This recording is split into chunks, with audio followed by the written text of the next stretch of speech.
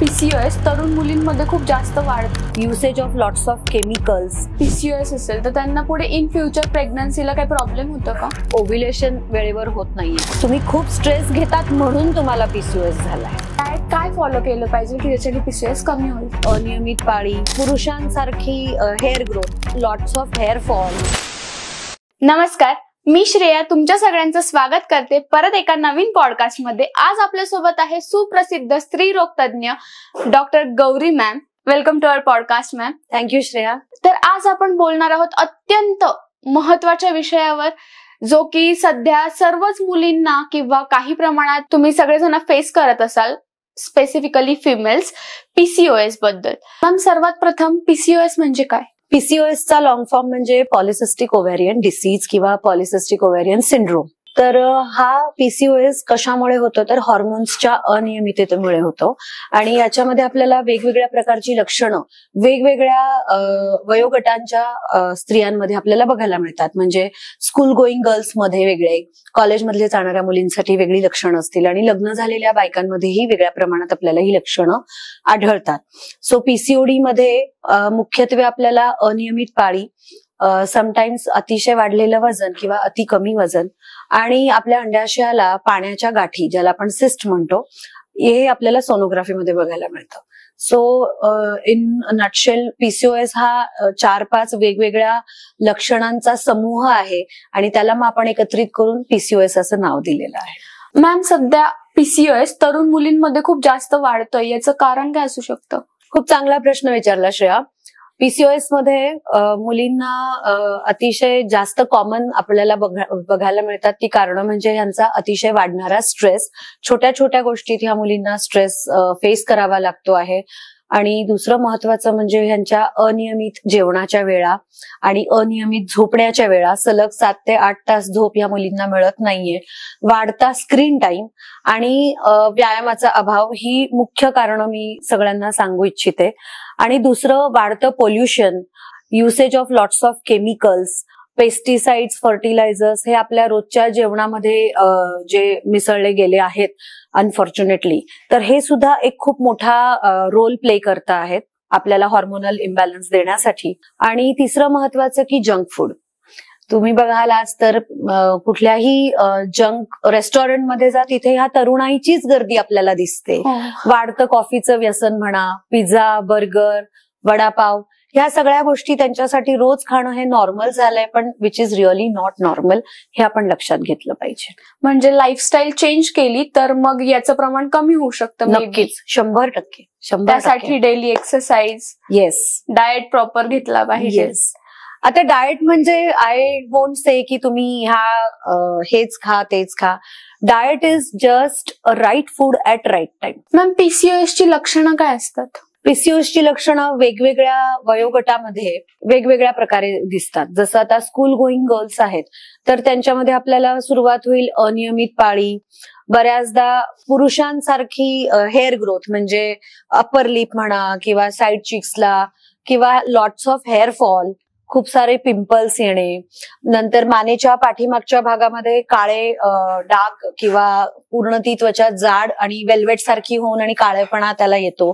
त्याला मेडिकली आपण अकॅन्थोसिस नायग्रिकान्स असं म्हणतो. तर हे सगळं स्कूल गोईंग गर्ल्समध्ये आपल्याला बघायला मिळेल. कॉलेजच्या मुलींमध्ये पिंपल्सचं प्रमाण जास्त बघायला मिळतं, हेअर फॉल, डॅन्ड्रफ, आणि सगळ्यात महत्वाचं म्हणजे कुठल्याही एज ग्रुपमध्ये तुम्ही बघाल तर it is always mood swings. अतिशय चिडचिड्या झालेल्या असतात ह्या मुली, ह्यांना कोणाचं काही ऐकून घ्यायचं नसतं आणि स्वतःच सगळं खरं करायचं असतं. आणि आपण त्यांना टीनेज म्हणून किंवा कॉलेज गर्ल्स म्हणून दोष देतो, पण खरं सांगायचं तर हा दोष त्यांचा नाहीये. It is all hormonal imbalance which is making them to behave like this. तर हे एक महत्वाचं गणित आहे. त्याच्यानंतर जेव्हा लग्न होतं आणि स्टील तो पीसीओएस कंटिन्यू झाला किंवा लग्नानंतर पीसीओडी झाला तर ह्या मुलींमध्ये इन्फर्टिलिटीचं प्रमाण आपल्याला खूप जास्त बघायला मिळतं. की इन्फर्टिलिटी म्हणजे व्यंधत्व, की मूल न होणे. त्यासाठी मग त्या ट्रीटमेंटच्या हिशोबाने गायनेकोलॉजिस्टकडे जायला लागतात. आणि दुसरी महत्वाची गोष्ट याच्यामध्ये असते की प्रेग्नन्सी राहणे हा एक खूप मोठा टास्क असतो आणि प्रेग्नन्सी राहिल्यानंतर ती कंटिन्यू होणे हाही खूप मोठा टास्क असतो. कारण ह्यांच्यामध्ये मग हॉर्मोन्सच्या अनियमिततेमुळे सारखं सारखं अबॉर्शन होणं, बघायला मिळतं आपल्याला. आणि काही वर्षानंतर समजा पीसीओडी आपण वेळेवर ट्रीट नाही केला किंवा त्याच्याकडे लक्ष नाही दिलं तर क्रॉनिक हॉर्मोनल इम्बॅलन्स ह्या गोष्टीमुळे मग पुढे या मुलींना डायबिटीस झाल्याचंही आपल्याला बघायला मिळेल. सो पीसीओएस आपण लाईटली घेतलाच नाही पाहिजे. मॅम, मुलींना जर का आता या एज मध्ये पीसीओएस असेल तर त्यांना पुढे इन फ्युचर प्रेग्नन्सीला काही प्रॉब्लेम होतं का? हो, नक्कीच. कारण पीसीओएस मध्ये महत्वाचं कारण जे आहे की स्त्रीबीज नीट तयार होत नाही आणि स्त्रीबीज वेळेवर तयार न झाल्यामुळे पाळी पण नियमित येत नाही आणि त्या कारणामुळेच त्यांना प्रेग्नन्सी राहायला त्रास होतो. सो पीसीओएस मध्ये जेव्हा पाळी अनियमित होते त्याचं मेन कारण हे आहे की ओव्ह्युलेशन वेळेवर होत नाहीये, आपलं स्त्रीबीज नीट वेळेवर तयार होऊन फुटत नाहीये आणि त्यामुळे मग प्रेग्नन्सी राहायला नक्कीच त्रास होणार आहे. आणि पीसीओएस ची तपासणी कशी करता? पीसीओएस साठी एकच अशी डायग्नोस्टिक टेस्ट नाहीये. जसं त्याची जी लक्षणं आहेत तर मी मगाशी म्हटलं की समूह असतो लक्षणांचा. पीसीओएस आपल्याला डायग्नोज करण्यासाठी ब्लड इन्व्हेस्टिगेशन ज्याच्यामध्ये आपण हॉर्मोन्स चेक करतो आणि दुसरं सोनोग्राफी आणि तिसरं पेशंटची लक्षणं, ती क्लिनिकल हिस्ट्री आणि त्यांचे जे काही साइन्स अँड सिम्पटम्स आहेत त्या सगळ्यांवरून आपण पीसीओएस डायग्नोज करतो. पीसीओएस हा कायमस्वरूपी राहतो की त्याला टाळता पण येतो? आम्ही पीसीओएसला ना लाईफस्टाईल मॉडिफाईंग डिसीज म्हणतो. ओके, तुम्ही जितकं तुमचं लाईफ शिस्तबद्ध ठेवाल तेवढा पीसीओएस नियंत्रणात राहणार आहे. तुम्ही जितकं शिस्त सोडून द्याल तेवढा पीसीओएस जास्त प्रमाणात वाढत जाणार आहे. It is very simple formula. तो पूर्णपणे बरा पण होतो, बट अगेन तुम्ही तुमची लाईफस्टाईल जर परत तशीच बेशिस्त करून टाकली तर तो 100% परत येणार आणि जास्त प्रमाणात येणार. याच्यासाठी जर का डाएट चेंज केलं किंवा डाएट काय फॉलो केलं पाहिजे की ज्याच्याने पीसीओएस कमी होईल? सगळ्यात पहिले ना श्रेया, मला तुला सांगायचं की हल्ली जे काही डाएटच्या नावाखाली वेगवेगळे पॅटर्न्स आपल्याकडे आलेले आहेत ना, तर तू बघ काही प्रमाणात काही मुली आणि काही दिवस हे डाएट फॉलो करू शकतात. बरोबर. महिना, 2 महिना, फार फार तर 6 महिने. बट एक पर्टिक्युलर वेळ अशी येते की मग हे लोक कंटाळा करतात आणि सोडून देतात, चीट डे होतो. सो व्हॉट आय फील की आपण हे सगळे वेगवेगळे फॅन्सी डाएट ट्राय करण्यापेक्षा जे घरी रुटीनली आपण रोज खातो आहे त्याच्यातच आपण थोडंसं मॉडिफिकेशन करू. म्हणजे काय, त्याला आपण म्हणतो माइंडफुल इटिंग, की मी किती खाते आहे क्वांटिटी आणि मी काय खाते आहे quality.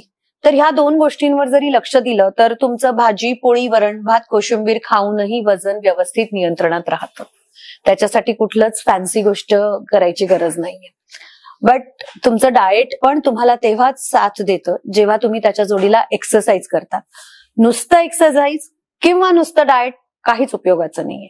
Both should go hand in hand, then only it is helpful for us. ज्या मुलींना पीसीओएस असतो त्या खूप स्ट्रेस्ड फील करतात, तर त्यांच्यासाठी तुम्ही काय संदेश देणार? पहिली गोष्ट, ज्या मुलींना पीसीओएस असतो तर तो स्ट्रेस त्यांना पीसीओएस मुळे नाही झालाय, ही गोष्ट नीट लक्षात घ्या मुलींनो. तुम्ही खूप स्ट्रेस घेतात म्हणून तुम्हाला पीसीओएस झालाय. ओके, तर जर तुम्हाला पीसीओएस कमी करायचा असेल, आयुष्यातनं नाहीसा करायचा असेल, किंवा ज्या मुलींना वाटत असेल की मला आयुष्यात कधीच पीसीओएस नाही झाला पाहिजे, तर ह्याच्यासाठी सगळ्यात महत्वाचा मंत्र म्हणजे की तुम्ही स्ट्रेस फ्री राहायला शिका.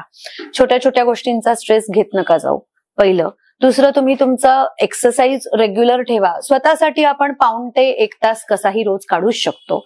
आणि तिसरं की तुमचं जसं आपलं डाएटचं बोलणं झालं तर डाएटवर तुम्ही थोडंसं लक्ष ठेवा की मी काय खाते आहे आणि किती खाते आहे. आणि आपण जे फास्ट फूड आहे जे आजकालची तरुणाई नाही टाळू शकत आहे, तर मी असं सांगणारच नाही की तुम्ही ते टोटली बंद करा. फक्त मी सांगेन की तुम्ही क्वांटिटी आणि फ्रिक्वेन्सी कमी करा. म्हणजे आठवड्यातनं एकदाच, रोज खात असाल तर आठवड्यातनं एकदाच किंवा 2 आठवड्यातनं एकदा. आणि आपण जेव्हा 4 वडापाव खाणार असू तर आपण 1च खाऊ, असं आपण ते थोडंसं स्वतःला कंट्रोल करूया. ह्या सगळ्या बेसिक गोष्टी जरी आपण फॉलो केल्या तरी तुमचा पीसीओएस 100% जाणार आहे, नाहीसा होणार आहे. तर तुम्हाला पण पीसीओएस पासून वाचायचं असेल तर तुम्ही पण स्ट्रेस कमी घ्या. मॅमनी जसं आपल्याला सांगितलं तसं डाएट नीट फॉलो करा आणि सगळ्यांनी रेग्युलर एक्सरसाइज करा. थँक्यू सो मच मॅम, आम्हाला एवढा मोलाचा सल्ला दिल्याबद्दल. थँक्यू श्रेया.